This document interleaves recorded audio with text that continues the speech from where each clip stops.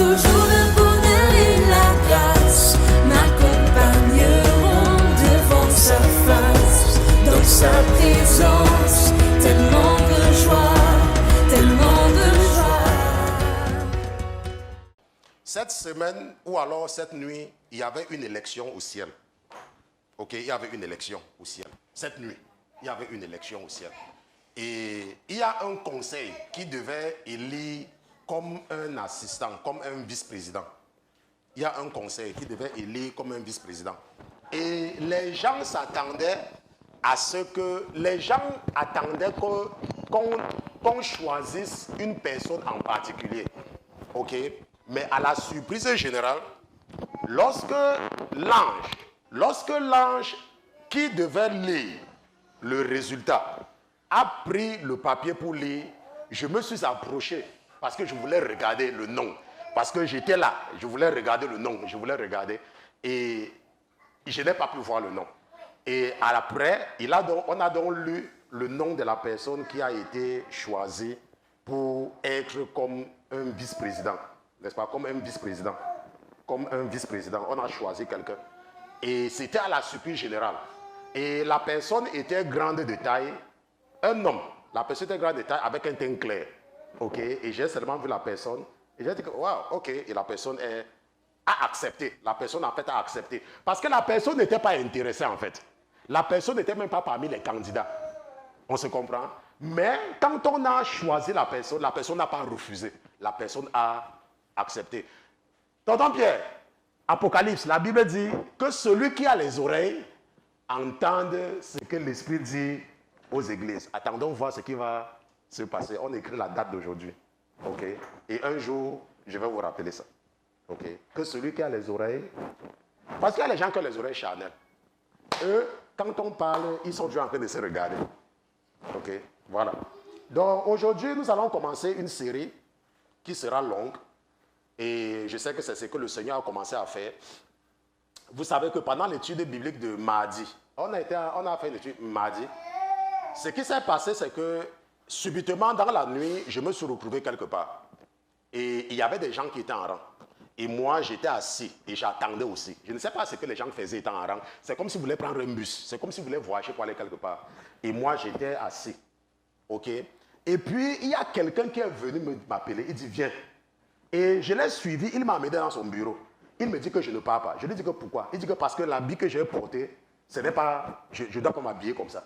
Je lui demande que mais je me suis habillé comment? J'étais habillé normalement. Je dis que mais je ne pars pas pourquoi? J'ai le droit de partir. OK? Je vais partir. Parce que je n'ai pas de problème. Je suis habillé normalement. Je vais partir. Et j'ai donc dit à la personne que de toutes les façons, j'ai envie de parler à ton chef. Il se retourne et me regarde. Il dit que c'est moi le chef. OK? Et ce que je dis donc, c'est que toi, tu ne vas pas partir. Je lui dis que moi, je vais partir.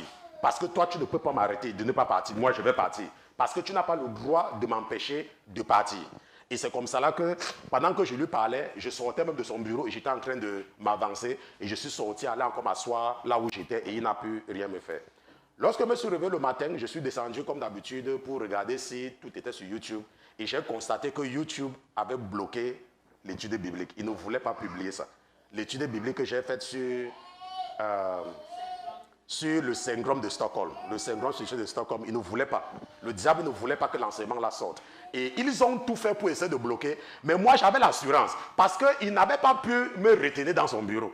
Donc, je savais que quel que soit ce qu'ils sont en train de faire, ils vont finir par relâcher la vidéo là.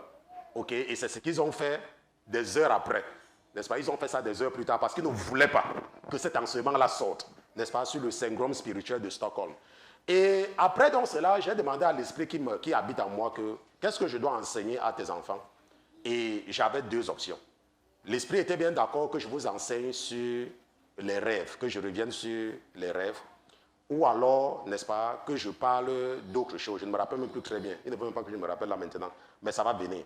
Et à la fin, finalement, j'ai accepté de m'élaborer sur le sujet des rêves. C'est pour cela que nous allons commencer une série d'enseignements aujourd'hui, une série d'enseignements très importante sur la manipulation des rêves. Ok? Ça veut dire que nous allons entrer en profondeur. C'est que j'ai enseigné ça depuis des années, mais à l'époque, j'étais encore un enfant. Parce que pendant le jeûne, ce qui s'est passé en fait, c'est que j'ai fini par soutenir mon doctorat. Ok, pendant le jeûne. Ok, j'ai fini par soutenir le doctorat pendant le jeûne. Donc, dans le monde spirituel, je suis en fait un docteur. Ok, un docteur, n'est-ce pas, dans le travail de Dieu. Et je vais donc revenir sur ce sujet avec tout ce que j'ai appris pendant les 10 ans que je marche avec le Seigneur. Et nous allons tous comprendre. Et nous allons dorénavant faire très attention par rapport à ce sujet. Sur la manipulation des rêves, aujourd'hui, ça sera la première partie. Nous allons partir ensemble dans le livre des Nombres, Nombres chapitre 12. Et ça sera notre texte de base, comme d'habitude. Nombres chapitre 12.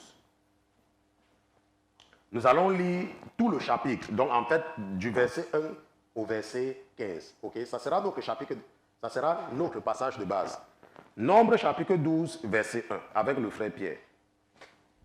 Amen, pasteur. Nombre chapitre 12, verset 1. Nous lisons dans la version d'Osteval. Amen.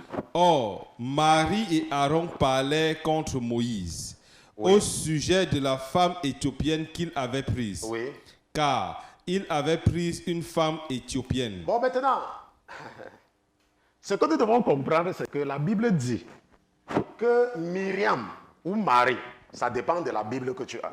Donc, Myriam ou Marie et Aaron, son frère, donc la sœur et le frère, comme nous tous ici là, nous sommes frères et sœurs en Christ. C'est pour ça que les gens ne comprennent pas quand la Bible, les gens disent que, oh, où était venue la femme de Caïn? Ok, nous sommes ici là, voilà ma sœur, maman Elisabeth c'est ma sœur en Christ. Ok, et nous nous marions entre nous. Ok, donc c'est ça. Parce que les gens disent que, oh, donc les gens, les frères se marient entre nous, mais je suis frère, je dis ma sœur Christelle. Je le frère Pierre, nous sommes tous frères et sœurs et nous nous marions entre nous. Ok, et la Bible dit que Marie et Aaron parlaient contre Moïse au sujet de la femme éthiopienne qu'il avait prise, car il avait pris une femme éthiopienne. Maintenant, nous savons que Moïse avait les enfants avec une femme. Et cette femme-là, son père s'appelait Jéthro, le père. Et il était le sacrificateur de Madian. Et Madian, ce n'est pas en Éthiopie. Madian, c'est au niveau de la péninsule arabique. On se comprend? Madian, c'est au niveau de la péninsule arabique. J'espère que nous, on se comprend. Et l'Éthiopie, l'Éthiopie n'est même pas en haut là-bas. L'Éthiopie, c'est au niveau de la corne de l'Afrique. Ça veut dire qu'il n'y a même pas de confusion. Pour dire que la fille de Jéthro, que nous savons que c'est là-bas que Dieu l'avait rencontré. Okay? Et que c'est là-bas. La Bible dit qu'il paissait le troupeau de son beau-père. Lorsqu'il a vu un buisson en feu, il paissait le troupeau de son beau-père. Donc, il n'y a aucune chance. Il n'y a aucun moyen. C'est totalement impossible que l'endroit où Dieu avait rencontré Moïse soit en Éthiopie. Mais la Bible nous dit que Moïse avait pris une femme éthiopienne. Ça veut dire quoi? Ça veut dire qu'en fait, Moïse avait 2 femmes. Est-ce qu'on se comprend? Maintenant, à cause de cela, non seulement Dieu avait dit que vous n'allez pas vous marier avec les étrangers. Vous n'allez pas. Dieu a dit. Et Moïse, c'était lui qui prêchait. Mais la Bible dit que Moïse est parti prendre une femme éthiopienne. Moïse, le serviteur de l'Éternel, il est parti. Il a pris une femme éthiopienne. À côté, n'est-ce pas, de la mère, n'est-ce pas, de Gershon et de ses enfants que vous connaissez. Hein? Moïse. Lisons la suite. Lisons la suite. Lisons la suite. Et il dit, verset 2. L'Éternel n'a-t-il pas parlé que par Moïse seul? Oui.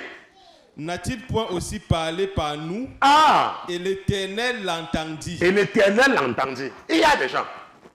Parce qu'il voit. Parce qu'il, je ne sais pas. Parce qu'il voit des choses. Il voit des choses. Il voit des choses. Il ne voyait pas. Après, il commence à voir. Parce qu'il voit des choses. Ils ont le toupet. Je dis bien qu'ils ont l'audace. Ils ont le toupet de parler, de venir se placer devant l'homme de Dieu pour lui dire quelque chose. Il y a des gens, parce qu'ils voient, parce qu'ils, je ne sais pas, ils disent que, ah, moi aussi je vois, moi aussi je rêve. Lui c'est qui? Dieu, si Dieu me montre, ça veut dire que je le dépasse. Lis la suite, lis, verset 3. Amen. Oui. Or, Moïse était un homme fort doux, Moïse était un homme fort doux. plus qu'aucun homme qui soit sur la La Bible terre. nous dit que Moïse, lui, ce n'était même pas lui son frère, lui c'était quelqu'un de humble. Lui, il n'était même pas là que, ah, Dieu parle par vous et ça me dérange avec quoi. Si Dieu veut même, il vous parle à vous tous. Ça fait même que ça allège ma tâche. Ok? Moïse, lui, n'avait pas de problème. Pourquoi? Parce qu'il y a des gens.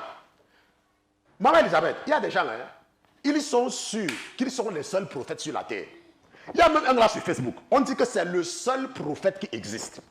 Que Dieu ne parle à personne d'autre. Il n'y a que lui. On se comprend? Verset 4. Amen. Oui. Et l'Éternel dit soudain à Moïse, Maintenant, l'Éternel dit soudain à Moïse, à Aaron, et à Marie. ça veut dire quoi? Ça veut dire que les trois sont des prophètes. Et nous savons, parce que la Bible nous a confirmé ça. Les trois sont des prophètes. Ok? Et l'Éternel les a parlé à trois. Ce n'est pas comme dans le cas je ne sais pas, dans certains endroits où l'homme de Dieu vient parler à quelqu'un. La Bible dit que Dieu va s'adresser à eux. Et qu'est-ce qu'il va leur dire? Sortez, Oui. vous trois, vers le tabernacle d'assignation. Oui. Et ils allèrent tous Et trois. ils allaient tous trois, verset 5.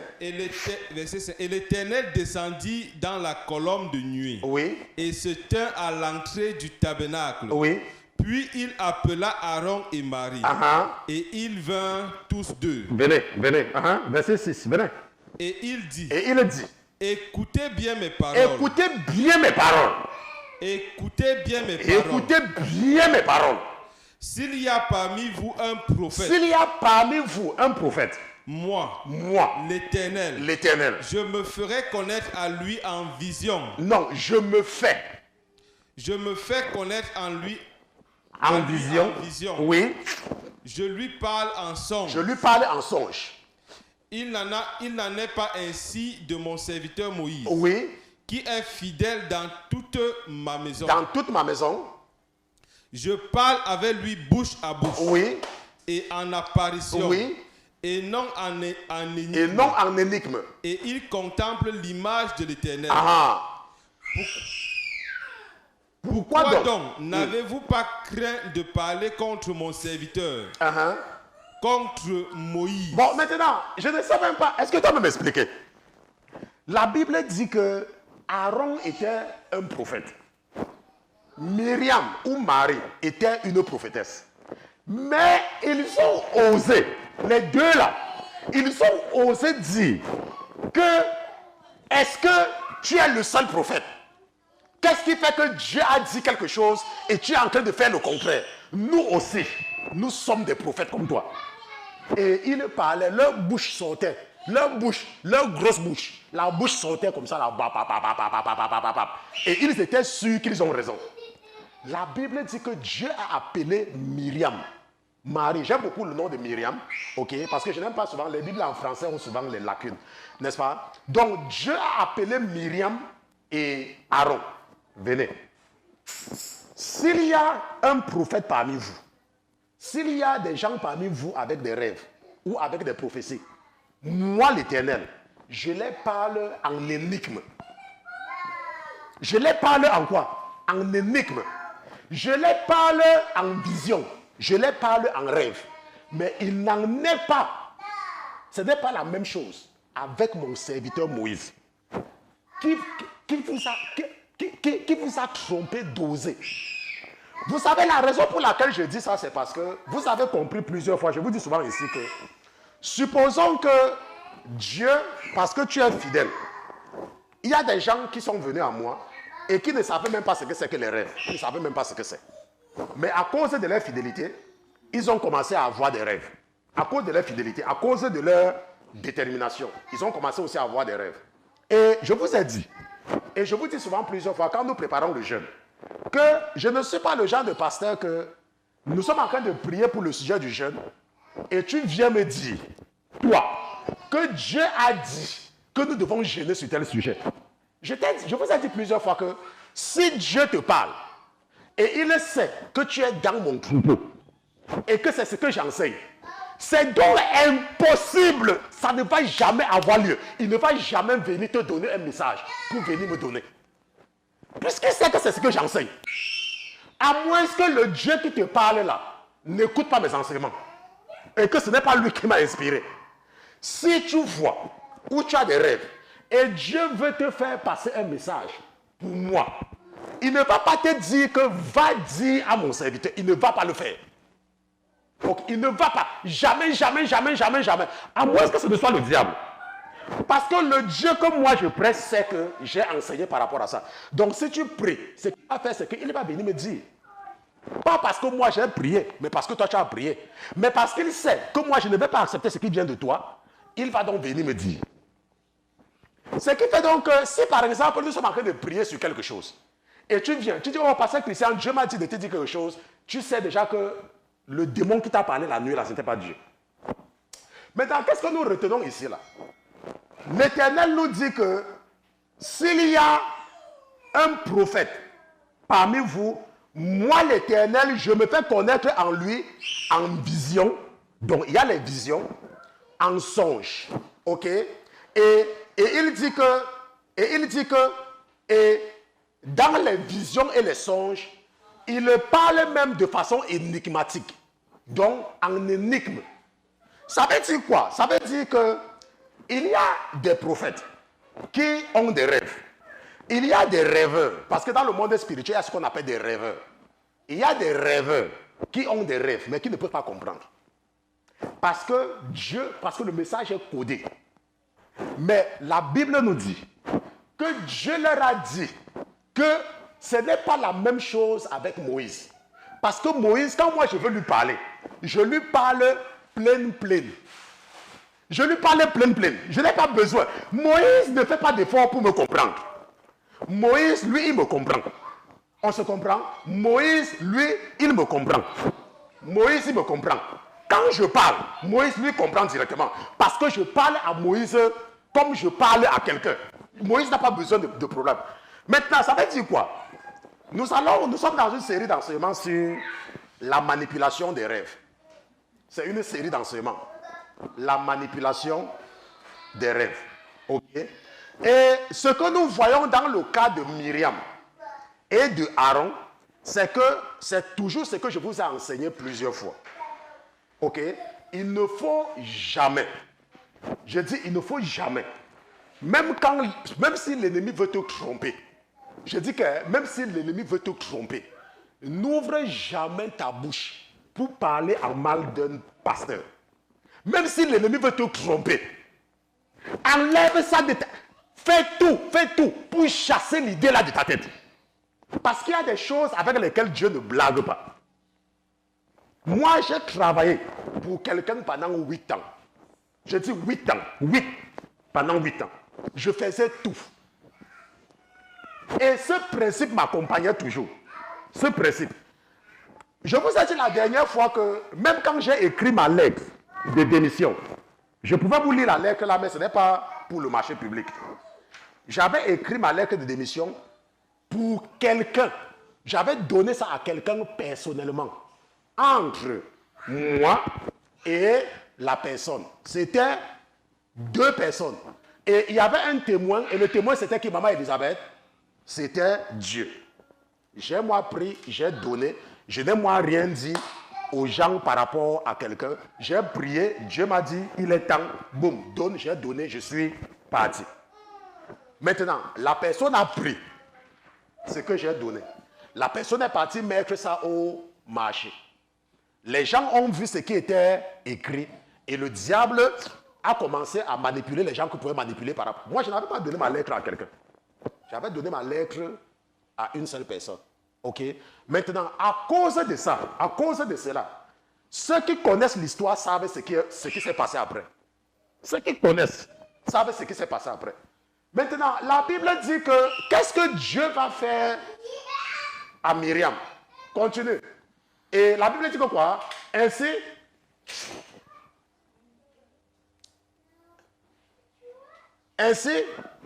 Je ne sais pas si c'est là-bas qu'on était. Oui, c'est là, on était au verset 9. Ainsi, la colère de l'Éternel s'embrasa contre eux. Et Et il s'en alla. il s'en alla. Ainsi, la colère. Nous avons étudié la colère de Dieu ensemble ici. Et nous avons compris que la colère de Dieu, c'est quoi? C'est la manifestation de sa justice. La colère de Dieu, c'est la manifestation de sa justice. Et la Bible dit que Dieu, il est juste. Et il ne tient pas pour innocent le coupable. Et la Bible dit que quand Myriam et Aaron ont fait ça, la Bible dit que Dieu s'est fâché et il est parti. Il n'a pas parlé, il n'a pas ajouté 2 mots. Il a seulement dit que, qui vous a dit, qui vous a trompé? Qui vous a trompé de parler en mal contre mon serviteur? Qui vous a trompé? Bon, maintenant, regardons très bien. Myriam et Aaron, ce sont des prophètes. Hein? Je ne sais pas si vous voyez bien que ce sont des prophètes. Myriam est une prophétesse. Aaron est un prophète. Ok? Et la Bible dit que la colère de Dieu s'embrasa contre les deux. Et il est parti. Et qu'est-ce qui s'est passé? Amen. Oui. Et la nuée se retira de dessus le tabernacle. Oui. Et voici. Et ainsi. Oui. Et voici. Oui.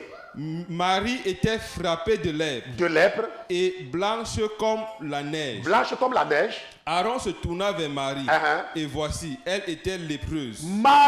Myriam était une prophétesse. Mais à cause de ce qu'elle a fait, Dieu va la frapper. Vous savez pourquoi je parle de ça? Moi, je parle parce que je sais comment ça se passe. Ça ne dépend pas de qui tu es. Ça ne dépend pas. On ne parle pas en mal d'un homme de Dieu. Si tu as le malheur que l'homme de Dieu là, c'est Dieu qui l'a choisi, ça ne dépend pas de ton statut. Je dis, ça ne dépend pas de ton statut. Ça ne dépend pas de qui tu es. Ça ne dépend pas si tu es même capable d'appeler quelqu'un, de dire que, oh, j'ai vu comment tu parles au chien et que j'ai vu comment tu as fait ceci dans le machin. Ça ne dépend pas. Dieu va te frapper. Il y a des choses qu'il ne supporte pas. Quand on parle en mal. Maintenant, supposons que moi, je suis en train de prêcher. Je prêche et toi, tu n'es pas d'accord avec ce que j'ai prêché. Maintenant, tu n'es pas d'accord. Attends, tu es obligé de m'écouter.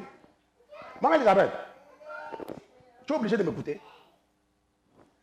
Maintenant, si tu n'es pas d'accord avec ce que j'ai prêché, pourquoi donc tu vas attirer la colère de Dieu sur toi? Tourne ton dos, fais comme si tu n'as pas entendu et pars. On se comprend? J'ai dit quelque chose qui ne t'a pas arrangé. Ferme tes oreilles, tourne ton dos. Quelqu'un peut te dire que tu as entendu ce qu'elle a dit. Je n'ai moi rien entendu. Tu pars et tu fais tout pour oublier ce que j'ai dit. Mais c'est un conseil que je vous donne. Ce n'est pas seulement le pasteur Christian. Je suis en train de parler des pasteurs. C'est pour cela qu'à un moment donné, quand le Seigneur a commencé vraiment à travailler avec moi, il a même retiré de mon cœur d'écouter n'importe quel pasteur. Sauf parfois quand il veut m'enseigner un sujet, il peut mettre dans mon cœur d'aller écouter quelqu'un que je ne connais même pas. Et j'écoute peut-être pendant quelques minutes et puis boum. Et il dit que ok, c'est bon comme ça, c'est bon. La partie que je voulais que tu écoutes, ça suffit comme ça. Pourquoi? Parce que notre Dieu, ce n'est pas un tricheur. Notre Dieu est un Dieu original dans tout ce qu'il fait. C'est pour ça que vous vous rendez compte que dans ce ministère, tout ce que nous faisons, on ne fait pas ça ailleurs. Nous avons notre façon de faire. Ici, là, c'est notre façon. On fait notre façon. Notre façon, c'est notre façon. Et Dieu, lui, il est glorifié dans tout cela. Maintenant, qu'est-ce que le verset 11 dit, tonton? Amen. Oui. Alors Aaron dit à Moïse, mon Seigneur, je te prie, ne mets point sur nous le péché que nous avons follement commis. La folie. Parce que c'est la folie en fait. Ce qu'ils ont fait. Maintenant, il comprend. Maintenant, quelqu'un va dire que, mais, pasteur Christian, pourquoi est-ce que Dieu a frappé Marie et pas Aaron? Mon esprit, je ne savais même pas quand je posais la question. Mon esprit a fait en train de me répondre que c'est parce que c'est Marie qui était derrière. Vous savez que les femmes, même celles qui sont mariées, même celles qui ne sont pas mariées, elles ne veulent pas que leur frère se marie. Je ne sais pas si c'est une malédiction. Même la femme qui est dans la maison d'un homme, quand elle voit son frère avec une femme, ça la dérange. Je ne sais pas pourquoi. Qu'est-ce qui vous dérange même souvent les femmes? Qu'est-ce qui vous dérange? Tu es chez un homme. Ton frère a aussi pris une femme. Il est aussi chez lui avec une femme. Ça te dérange. Il y a les femmes. Elles ont les enfants avec leur mari. La femme de leur frère est enceinte. Ça les dérange. Attends. Donc ça veut dire qu'il n'y a que toi qui dois accoucher. Il n'y a que toi qui dois accoucher. Tu as les enfants avec un homme. Moi, j'ai ma femme. Et ma femme est enceinte. Ça te dérange avec quoi? Ça te dérange avec quoi? Je me rappelle quand j'étais dans le monde. J'avais moi la mère de mon fils. Mes soeurs avaient leurs enfants qu'elles ont fait avec des voyous. Ça les dérangeait. Attends, ça te dérange avec quoi? Je suis venu ancrer dans ta chose. Attends, ton problème dedans c'est quoi? C'est pour cela que comme c'est mari, parce que les femmes sont championnes pour ça. Les femmes alors, elles sont championnes. Comme si quand tu te maries, ça les gratte. Et vous savez ce qui se passe en fait? C'est parce que les femmes ont cette mauvaise habitude. Une très mauvaise habitude. Quand une femme fait les enfants, elle se dit que ses frères ont l'obligation de s'occuper de ses enfants. Les femmes, surtout les femmes africaines. Vous savez quand moi je parle parce que je suis africaine. Et aucune africaine ne peut venir se parler devant moi. Parce que je sais de quoi je parle. Quand tu es parti faire tes enfants, quand tu es entré dans la chambre de ton mari, je suis avec toi. Pourquoi est-ce que tu penses que je suis obligé de m'occuper de tes enfants? Son père est là. Mon neveu est venu me dire que les gens partent en Amérique pour devenir riches. Mais toi, tu es parti en Amérique pour devenir pasteur. Je lui ai demandé que ton père vit, non? Je suis obligé de m'occuper de toi. Hein? Ton père vit. Et quand il disait comme ça, le Dieu que je sais a entendu et l'a frappé. Et son père n'avait même pas l'argent pour s'occuper de son opération. Et le Seigneur a touché mon cœur. Envoie-lui l'argent. Et je me rappelle que je lui ai envoyé, je ne sais pas, c'était 450 000 francs. Ok, voilà l'argent. Comme ton père vit là, et Dieu m'a envoyé en Amérique pour devenir pasteur là, c'est l'argent du pasteur. Va à l'hôpital. Et puis il revient. Tonton, je vais partir à l'école. Attends, tu es mon enfant. Tu n'es pas mon enfant. Ce n'est pas moi qui t'ai accouché. Je suis obligé d'envoyer à l'école. Si je veux t'envoyer à l'école, mon beau-frère, je lui ai dit, va à l'école. Le bon monsieur, il part à l'école. Arrivé à l'école, quelque part, je lui dis que, ok, fais les dossiers. Il dit que non, le chemin là est trop long. Je veux le réseau. Je dis que, ok, comme tu veux le réseau, cherche ton argent pour faire ton réseau et tu pars. Les gens, même, tu ne les comprends pas. Tu n'es même pas mon frère. Tu n'es pas mon petit frère. Tu n'es pas mon grand frère. Tu es mon beau-frère. Mais je te donne, je vais t'aider. Mais tu m'imposes tes conditions. Attends, tu es mon enfant. J'ai donc dit à ma belle-mère, quand elle vivait encore, que voilà ton fils. Je voulais l'aider. Je lui ai dit, fais ceci. Il ne veut pas. Elle me dit que, il faut faire, non? Ok, il faut faire, c'est ton enfant. Fais ce qu'il veut. Est-ce que c'est mon enfant? On se comprend, c'est pas mon enfant. Il refuse de faire ce que je fais. Maintenant, ce que la Bible nous dit ici, c'est que quoi? Que Aaron a dit qu'il a agi follement. Pourquoi? Parce que Moïse a pris une femme. Moïse a pris une autre femme qui n'était même pas une juive. Et ils ont ouvert la bouche. Les grosses bouches des femmes là. Surtout les femmes. Bam, bam, bam, commençaient à parler. Et qu'est-ce que le verset 12 dit? Amen. Oui. Je te prie. Je te prie. Qu'elle ne soit point comme l'enfant mort. Oui. Dont la chair est à demi consumée. Oui. Quand il sort du sein de sa mère. Maintenant, comme Aaron là, était aussi un prophète, pourquoi il n'est pas parti prier Dieu? Dieu lui parle, non? Pourquoi est-ce qu'il n'est pas parti prier? Hein? Mais il fallait aussi qu'il parte prier, puisqu'il est prophète. Dieu parle à Aaron. Il fallait aussi que comme Myriam, sa sœur, est devenue lépreuse, qu'il parte prier. Ouais, va, tu es prophète, va. Dieu te parle, va. Un temps, j'ai appelé votre sœur. Et je lui ai dit, demande aux femmes, je t'avais dit, demande aux femmes de prier pour telle personne. Demande-leur de prier. Vous savez que un jour, quelqu'un me disait que, pasteur Christian, si seulement tu savais comment Dieu t'aime, tu ne sais pas. Et elle dit qu'elle a dit ça quelque part. Elle a dit ça un jour à quelqu'un d'autre. Et la personne lui a dit que, mais pourquoi est-ce que tu dis que Dieu l'aime d'une certaine façon? Elle dit que non, vous ne pouvez pas comprendre. Si vous pouvez voir, moi-même, je ne cherche à comprendre. Regardons un peu quand un parent qui a les enfants, je peux vous garantir que même un parent qui a 5 enfants, il y a un enfant qui l'aime plus que tout le reste. Il ne va pas le démontrer. Lui-même, il ne sait pas pourquoi, mais il y a un enfant qui l'aime plus que tous les autres enfants. La Bible nous dit que Dieu a tant aimé le monde qu'il a donné son Fils unique, Jésus-Christ, afin que quiconque croit en qui? En Jésus, soit sauvé, mais ne périsse point. Il faut savoir qu'il y a des pasteurs. Il y a des pasteurs sur la terre qui sont comme la prunelle des yeux de l'Éternel. Les yeux de Dieu sont sur eux comme ça, constamment à chaque seconde. Dieu observe tout ce qu'ils font. Ils sont nombreux sur la terre.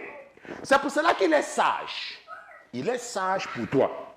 Quand tu entends un pasteur, le pasteur a dit quelque chose qui ne t'a pas plu, tu ramasses tes affaires, tu fais ton sac, tu dis, oh, moi, je ne suis pas sur ça, je suis parti et tu pars toi ailleurs. On se comprend? Que d'ouvrir ta bouche et agir follement. Et Aaron maintenant est parti dire à Moïse, pourquoi Moïse? Pourquoi est-ce qu'il ne pouvait pas lui-même prier? Il dit, je te prie qu'elle ne soit point comme la femme morte dont la chair est à demi consumée. Et la Bible nous dit quoi au verset 13? Alors Moïse cria à l'Éternel en disant, oh Dieu, je te prie, guéris-la, je te prie. Et le verset 14? Et l'Éternel répondit à Moïse, oui. Si son père lui avait craché au visage, ne serait-elle pas couverte de honte pendant 7 jours? Qu'elle demeure enfermée 7 jours hors du camp. Et après cela, elle y sera reçue. Ainsi, verset 15. Ainsi Marie fut enfermée 7 jours hors du camp. Et le peuple ne partit point jusqu'à ce que Marie y eut été reçu. Maintenant, vous avez compris le clap. Maintenant, quelle est la leçon qu'il faut retenir ici? La leçon. La Bible dit que pendant tout le temps que Myriam avait été exclue, eux-mêmes, ils ne pouvaient pas avancer. Vous comprenez? Eux-mêmes, ils étaient là. Maintenant, quelle est donc la sagesse ici, là? Quelle est donc la sagesse? La sagesse ici, c'est que tu as intérêt à enseigner ton troupeau pour qu'ils ne commettent pas ce genre d'erreur. Parce que si un problème arrive, prenons un exemple. Si un problème arrive à Pierre là maintenant, tonton Pierre, pendant que je suis en train de prêcher, qui va s'occuper des caméras? Qui va s'occuper de ça? Maintenant, supposons maintenant que je ne vous enseigne pas ces choses. Et quelqu'un dans mon troupeau fait une erreur. Peut-être que frère Pierre fait une erreur. Maintenant, quand nous on veut danser, qui va taper? On ne va pas avancer. Supposons par exemple que ce soit peut-être votre soeur qui s'occupe des femmes. Et que moi, je ne vous enseigne pas ces choses. Et parce que vous ne connaissez pas, le diable utilise quelqu'un pour venir vous piéger. Et vous tombez dans le trou. Maintenant, moi déjà, quand je me lève le matin, je passe mon temps à répondre aux messages. Je réponds aux messages, les rêves, les ceci, machin, tout ainsi de suite. Et je sais qu'il y a une personne que Dieu a mis à côté de moi pour m'aider à s'occuper de ses sœurs. Moi, ça m'arrange aussi, non? Parce que sinon, si elle n'est pas là, moi, je vais passer le temps. Non seulement, je vais me lever le matin, je vais répondre aux messages, dans le train, aux messages, au travail, aux messages, je rentre le soir, aux messages, je n'ai pas le temps de ma femme, je n'ai pas le temps de mes enfants, je n'ai le temps de rien. Donc, la personne aussi fait quelque chose. En ce moment-là, toi aussi, tu pries que la personne doit rester là. Tu vas aussi rester là, tu vas aussi faire ta part et tu m'aides. Vous voyez, si tonton Pierre n'est pas là, qui va s'occuper des jeunes? Moi, je vais laisser le forum principal pour regarder, pour aller aussi regarder le forum qui a des centaines de personnes là-bas avec les jeunes qui écrivent les choses. Non. C'est pour cela qu'il est sage pour un pasteur d'enseigner sur ces choses, afin que vous ayez la connaissance que lorsque Dieu établit quelqu'un parmi vous, que ce soit dans ce ministère, que ce soit dans un autre, il ne faut pas parler en mal. Si tu as un problème, que le pasteur t'a fait quelque chose et tu as un problème, ça te dérange, tu pars, tu le vois. Tu dis, oh pasteur, tu as fait ceci, ou je suis en train de voir ceci. Tu pars, tu lui parles. Il va t'écouter. Il va t'écouter, ce n'est pas qu'il va t'écouter, il va t'écouter. Il va t'écouter, il va très bien t'écouter. Il va bien t'écouter. Donc ça ne sert à rien d'attirer la malédiction sur toi en prenant ta grosse bouche et en partant parler. Et agir follement et attirer la malédiction sur toi. On se comprend? Et ce n'est pas tout qu'on partage. Moi, par exemple, si vous connaissez mon épouse, l'une des choses que si vous demandez à ma femme, que qu'est-ce qui t'énerve le plus sur ton mari? Si vous lui demandez, franchement, hein, si vous lui demandez quelle est la chose qui t'énerve le plus, que si on te disait que pique-le, qu'est-ce qu'il a fait qui t'énerve le plus? Elle va vous dire qu'il n'aime pas me parler des choses, il n'aime pas me partager les trucs, des secrets avec moi. Vous lui demandez. Parce que moi, lui dis rien. Et c'est parce que c'est comme ça qu'un pasteur est. Quand tu es un pasteur, ce n'est pas une question que c'est ma femme. Ce n'est pas une question que c'est machin. Pourquoi? Moi, je connais les secrets de l'église. Et ma femme, elle n'est pas, ou bien ma femme ou ma fille ou quelqu'un, n'est pas assez mûr. OK? Et je sais par exemple que tel pasteur est en train de coucher avec telle soeur dans l'église. Et maman Elisabeth. Maintenant, toi, tu n'es pas, ou alors ton fils ou ta fille n'est pas grand, n'est pas encore assis. Maintenant, si maintenant tu dis à ta femme ou à ta fille que le pasteur est en train de coucher avec telle personne, quel est l'effet que ça va avoir? Est-ce que tu es en train de faire du mal au pasteur là? Non. Tu es en train d'endommager la foi de la personne qui est faible. Parce que la personne n'est pas forte. Et maintenant, le diable peut maintenant profiter pour dire que, on me dit même de servir Jésus alors que les pasteurs même couchent avec les femmes dans l'église. C'est pour ça que nous devons apprendre à fermer. Quand ça va s'ouvrir. Tu fais comme les dessins animés. Tu arrêtes, tu ne parles pas. Tu supportes, tu ne parles pas. Maintenant, nous sommes entrés dans une nouvelle série sur les rêves, la manipulation des rêves. Et nous avons vu, par rapport à cette histoire, ça sera notre texte de base. Parce que c'est à la base de ceci où c'est Dieu qui a parlé. C'est pour ça que j'ai pris ceci, le passage de base. Parce que Dieu a dit que s'il y a parmi vous un prophète, moi l'Éternel, je lui parle pas des songes, pas des visions. Et je parle aussi bouche à bouche. C'est ce que Dieu a dit. Il y a 3 catégories de prophètes. Il dit, s'il y a quelqu'un parmi vous, s'il y a un prophète parmi vous, moi l'Éternel, je peux lui parler par des rêves. Je peux lui parler par des visions et je peux également lui parler bouche à bouche. Et je vous ai dit, depuis 2014, et je répète ça tout le temps, quand le Seigneur m'a appelé dans le sacerdoce, il a dit, je vais d'abord commencer par te parler par des rêves. C'est pour cela que parfois vous voyez, si je viens, je vous dis des choses. N'est-ce pas? Parce qu'il a dit que c'est là qu'il va commencer. Et quand moi, j'écoute un rêve, ou quand je vois quelque chose, ce n'est pas énigme, ce n'est pas une énigme. Automatiquement, l'interprétation vient. Et nous allons comprendre ça tout à l'heure. Allons un peu ensemble dans le cas de Jacob. Le frère Pierre va lire avec nous Genèse chapitre 28, verset 10. Genèse chapitre 28, verset 10. Allô. Amen. Genèse chapitre 28, verset 10. Verset 10. Mais Jacob partit de Beersheba. Donc Jacob partit de Beersheba. Et s'en alla à Charan. Verset 11. Et il arriva à un lieu où il posa la nuit. Donc où il passa la nuit. Où il passa la nuit, autant pour moi. Parce que le soleil était couché. Oui. Il prit dans une des pierres du lieu, en fit son chevet et se coucha en ce lieu-là. Oui. Alors il y eut un songe. Donc la Bible dit que Jacob eut un songe.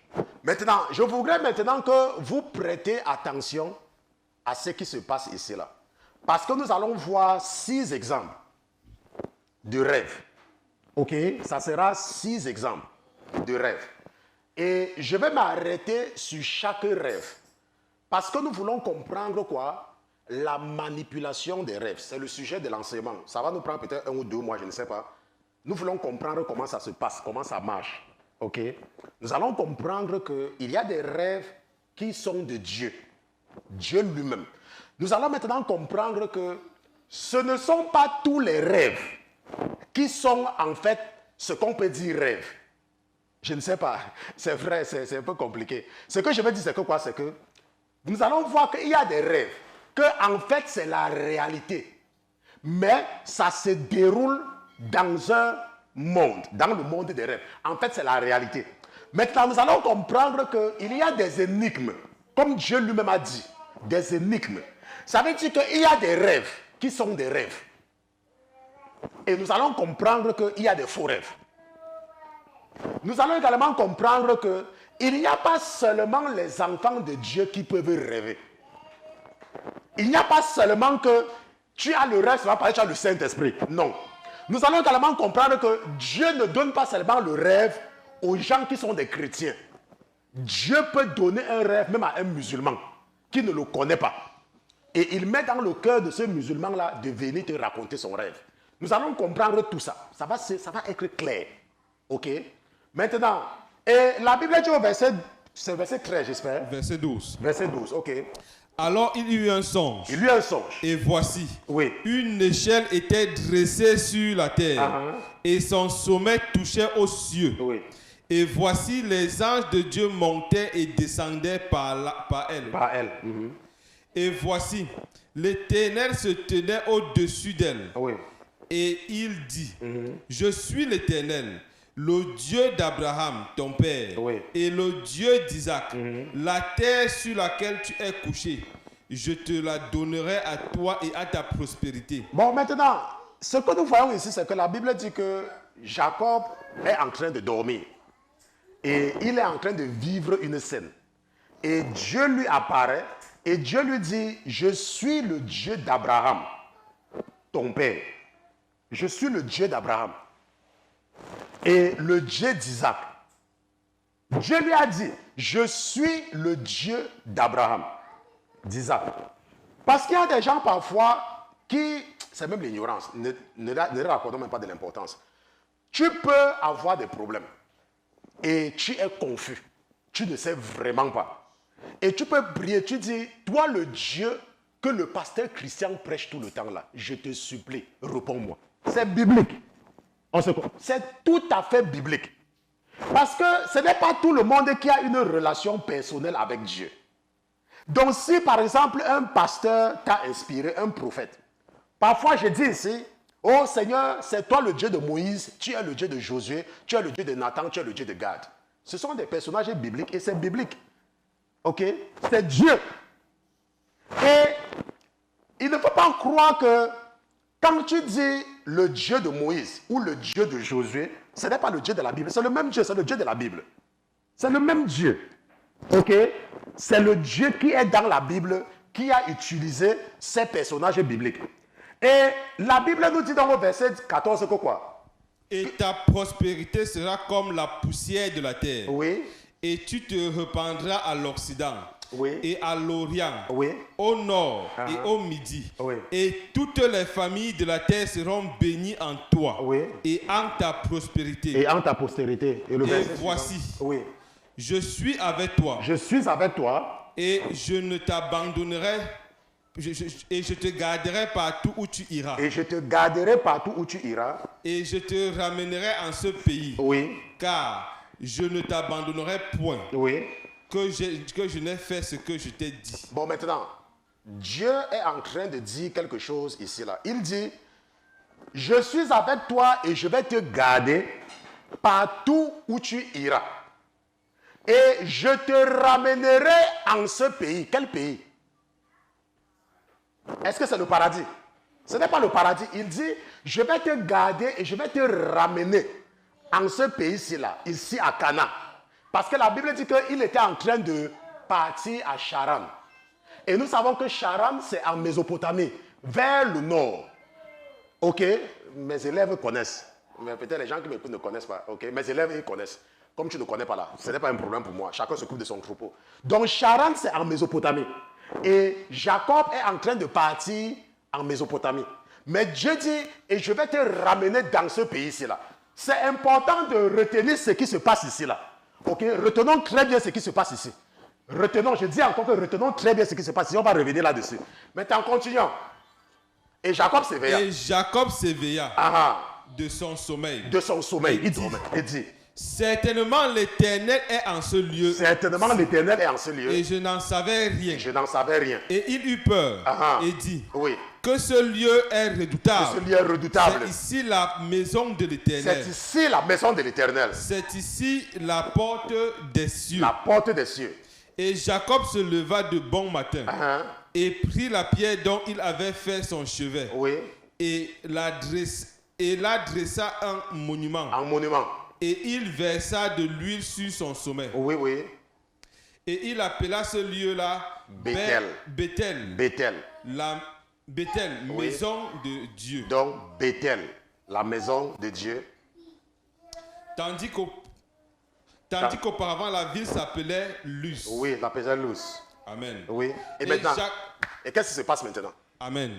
Et Jacob fit un vœu en disant, si Dieu est avec moi, et me garde dans ce voyage que je fais, et me donne du pain pour manger, et des habits pour me vêtir, et que je retourne en paix à la maison de mon père. Bon, maintenant, est-ce que vous savez qu'il est en train de citer seulement le verset 15 que je vous ai dit, non? Amen. Il est seulement en train de reprendre le verset 15. Parce que la Bible dit que Dieu lui a dit au verset 15, je vous ai dit que retenez ça. Amen. Ok. Et voici.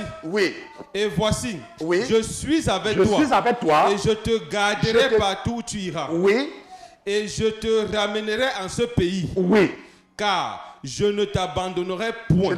Je suis avec toi. Maintenant, donc, il est en train de reprendre seulement ce que Dieu lui a dit ici. Et Jacob fait un vœu en disant, si l'Éternel est avec moi. Donc si Dieu est avec moi, n'est-ce pas? Donc parce qu'il reprend ce que Dieu lui a dit. Donc il dit donc de façon conditionnelle que si Dieu, ok, on y va, si Dieu est avec moi, et me garde dans ce voyage, que je fais, et me donne du pain pour manger, oui, et des habits pour me vêtir. Donc ça c'est la condition, si maintenant et que je retourne en paix à la maison de mon père. Si je retourne dans ce pays-ci, à Cana, l'Éternel sera mon Dieu. Et qu'est-ce qu'il dit par la suite? Et cette pierre que j'ai dressée en monument sera la maison de l'Éternel, la maison de Dieu. Sera la maison de Dieu. Et quoi? Et tout ce que tu m'accorderas, je t'en donnerai finalement la dîme. Je t'en donnerai fidèlement la dîme. Fidèlement la dîme. Ça, c'est l'origine de la dîme pour nous, les chrétiens. Nous voyons ici là que la dîme ici là, c'est une alliance de protection. Rappelez-vous que Dieu n'a pas dit à Jacob que si tu fais ça, tu vas aller au paradis. C'est pour ça que je vous ai dit que tu vas retourner où? À Cana. C'est une question, ça reste sur la terre. C'est sur la terre. La Bible dit qu'il y avait l'échelle. Dieu n'a pas dit que si tu fais ça, alors je vais te faire monter l'échelle, tu vas te retrouver là où je suis. Il a dit, je serai avec toi. Je vais te garder, je ne vais pas t'abandonner. Et la Bible dit que Jacob a dit, ok mon Dieu, si tu fais ce que tu as dit là, alors je vais te donner fidèlement le 10e de ce que tu vas me donner. On se comprend? C'est ce qu'on appelle l'alliance de protection. Il y a une protection et une providence dans la dîme. Maintenant, il y a des gens qui ne comprennent rien. D'abord, ils ne comprennent même rien. Ils ne comprennent même rien. Même si tu parles, ils ne vont pas comprendre. On se comprend? Mais tu parles quand même pour qu'ils comprennent. Comme ça, s'ils ne comprennent pas, on ne va pas t'accuser que tu ne les avais pas enseignés. Ok? Ça sera qu'ils ont refusé. Et nous avons vu dans Deutéronome chapitre 29, verset 19, qui est mon verset favori dans toute la Bible, que si quelqu'un ne se dise pas, en entendant les prédications, en entendant avec les grosses oreilles, qu'ils refusent de faire, c'est disent que tout ira bien. Même s'il marche dans l'endurcissement de mon cœur. Et la Bible dit quoi? De façon qu'il ajoute l'ivresse à la soif. Il y a des gens, ça ne dépend pas de ce que tu leur dis. Ça ne dépend pas. Ça ne dépend pas, ça ne dépend pas. Je dis que ça ne dépend pas de ce que tu leur dis. Ils disent que l'autre c'est là, ça ne me concerne pas. Bon, l'autre ne te concerne pas, c'est ton problème. Mais le pasteur a parlé. Il y a un jour, une jeune fille, je crois qu'elle est en France, je me rappelle plus très bien d'elle. Un jour, elle était en train de prier par rapport à quelque chose, et elle me dit que, et la voix lui a dit que, mais qu'est-ce que ton pasteur t'a dit? Qu'est-ce que ton pasteur il t'a dit quoi? Parce qu'il y a parfois des gens qui prient. Oh mon Dieu, parle-moi. Mon Dieu, parle-moi, parle-moi. Parle-moi, mon Dieu, parle-moi, parle-moi, parle-moi. Le Seigneur met dans ton cœur d'aller écouter un pasteur. Et tu viens, tu écoutes le pasteur. Comme moi, un jour, quand j'étais en train de marcher, il y a un pasteur nigérian.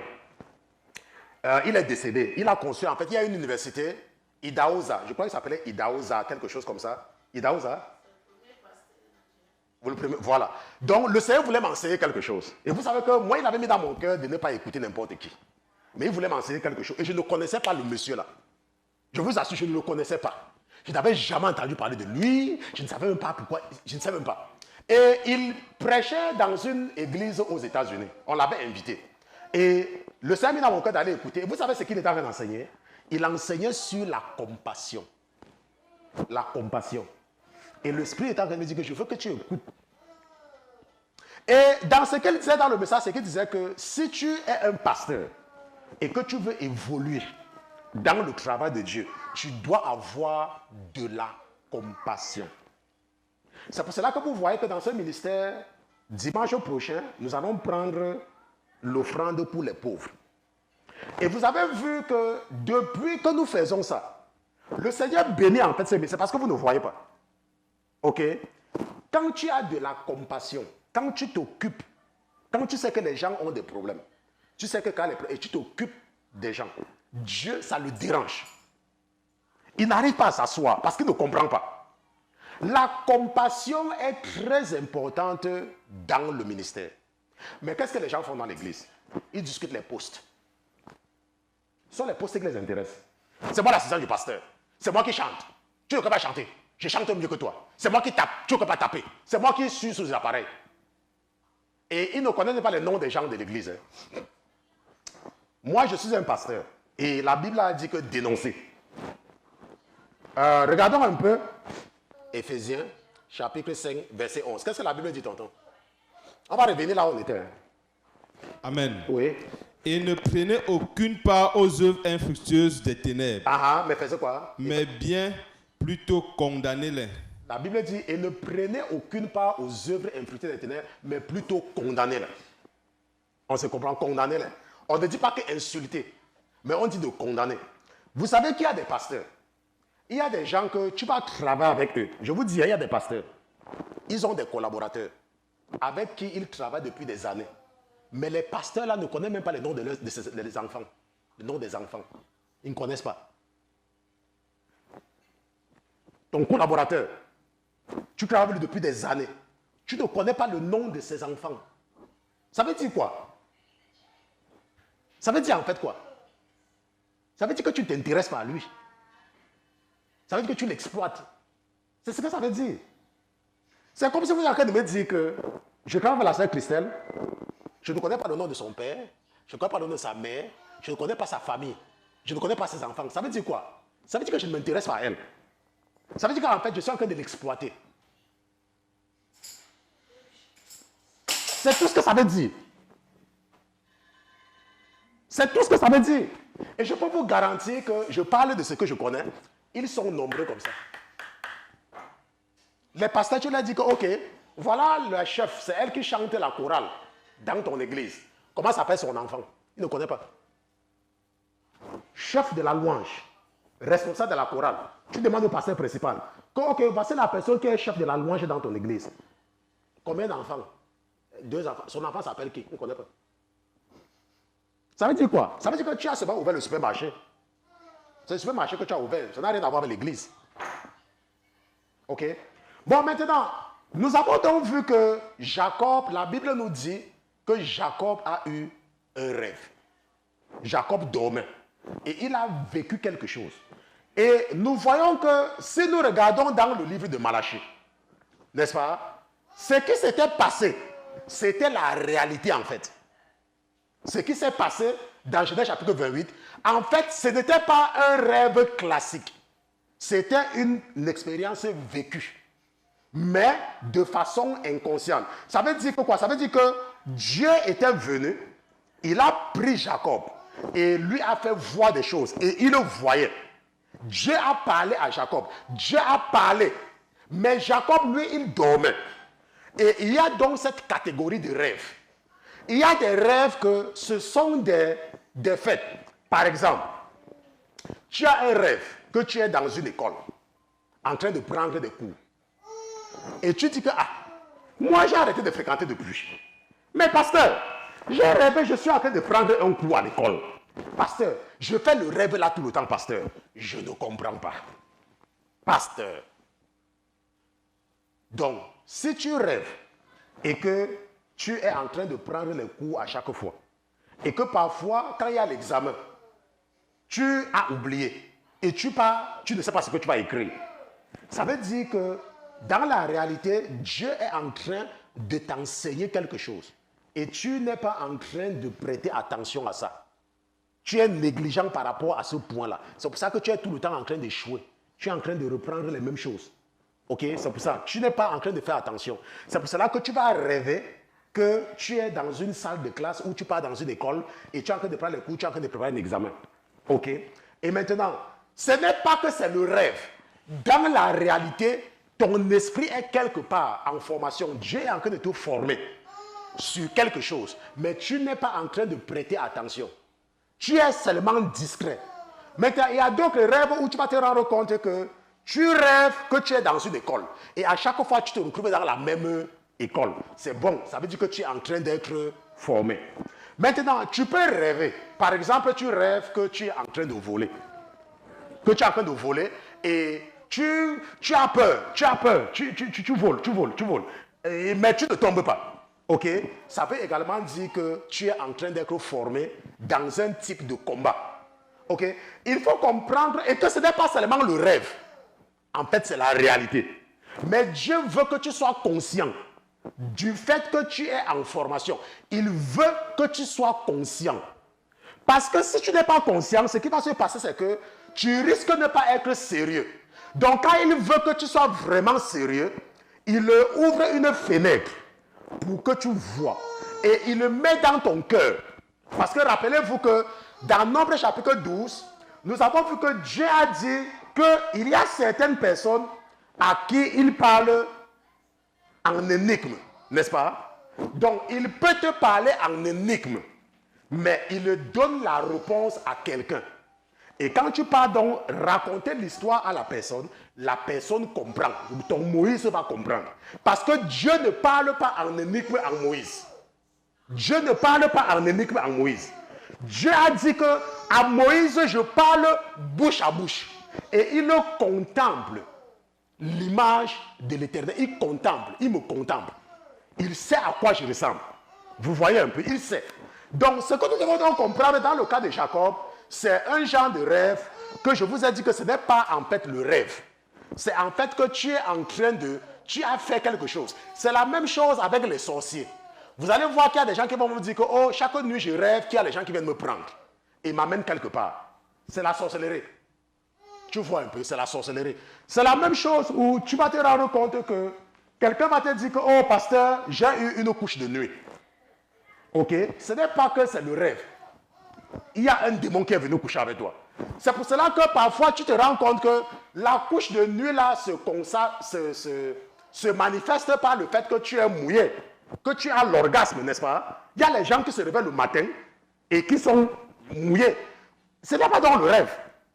C'est une situation que tu as vécue. Ok? Il y a un esprit qui est venu. Maintenant, comment est-ce que l'esprit des couches de nuit opère? La plupart du temps, l'esprit des couches de nuit passe par quelqu'un à qui tu fais confiance. Ce n'est pas que la personne vit dans le péché. Mais si toi, tu es dans un état que ton esprit n'est pas clair, pour que ton mari de nuit te mette en confiance, il va utiliser le visage de quelqu'un à qui tu fais confiance. Pour que tu baisses tes gardes. Pour que tu baisses. La raison, c'est tellement pour que tu dois baisser tes gardes. Et quand tu as baissé les gardes, puisque tu es à l'aise avec la personne, c'est comme ça qu'il s'approche de toi comme une femme fait avec son mari dans la chambre. OK? Parce que tu as maintenant confiance. Et avant que tu ne te rendes compte, tu te rends compte que, hey, on se comprend. Maintenant, mais quand l'ange de l'Éternel veille sur tes rêves, c'est pour ça qu'on vous demande toujours de prier avant de dormir. Quand l'ange de l'Éternel veille sur tes rêves, l'ange de l'Éternel peut te réveiller. L'ange de l'Éternel te réveille. Et tu te lèves. Même si la personne avait déjà amené les mains un peu loin. OK? L'ange de l'Éternel te réveille. Bon, mais si tu es quelqu'un qui a l'amertume dans ton cœur, tu fais le commérage. Tes amis, ce sont les gens qui ne parlent pas de la Bible. Quand les gens t'appellent, c'est pour parler des gens. Quand cet esprit va venir dans la nuit, là, laisse-moi te dire, ces mains vont commencer à partir. Ces mains vont partir, ces mains vont partir, ces mains vont arriver là où ça doit arriver. Et c'est comme ça que tu vas te réveiller le matin et dire que, ah, pasteur, oh pasteur, j'ai prié contre ça, pasteur, j'ai prié contre ça. Arrête aussi le commérage. Arrête le commérage. Ça ne part pas. Ça va partir où? Toi-même, tu as arrêté le commérage. Tu as arrêté le commérage. Tu as arrêté le vol. Quelqu'un te doit de l'argent depuis 10 ans. Ton cœur est toujours sur ça. Et tu veux que le mari de nuit parte. Il ne part nulle part. Il va rester. OK? On va s'arrêter ici pour aujourd'hui. On va continuer la prochaine fois. N'est-ce pas? C'est la première partie d'une longue série. Nous avons encore 5 rêves que nous allons étudier. Le cas de Joseph, le cas de Salomon, le cas de Nebuchadnezzar, le cas de Joseph, l'époux de Marie, et puis le cas de la femme de Ponce Pilate. La raison pour laquelle j'ai seulement pris ces 6 cas, c'est que nous allons comprendre qu'il n'y a pas seulement les chrétiens qui ont des rêves. Il y a les gens qui vont venir. Oh, pasteur Christian, j'ai rêvé. Il y a une orange qu'on m'a donnée. Et j'ai pris l'orange et dit que non, je vais donner l'orange au pasteur. Pasteur, je vais vous donner l'orange. Hein? Donc, vous savez qu'il y a les gens qui ont des rêves. Hein? Les rêves que vous restez comme ça, vous dites que mais vraiment, les gens ont des rêves. Et nous allons également comprendre que il y a des rêves qui sont compliqués. Et avec le cas de Daniel, ça va nous aider. N'est-ce pas? J'ai même dit 6. En fait, même c'est 6. Ah oui, c'est 6. OK. Donc, nous allons nous lever, nous allons prier. Parce que ici, dans ce ministère, nous respectons l'heure. OK? Nous n'abusons pas du temps des anges. Allez!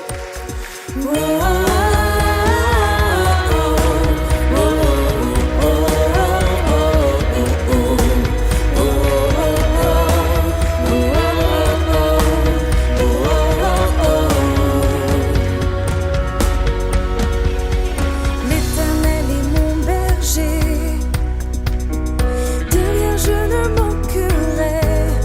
Oh mon âme, chante mon âme.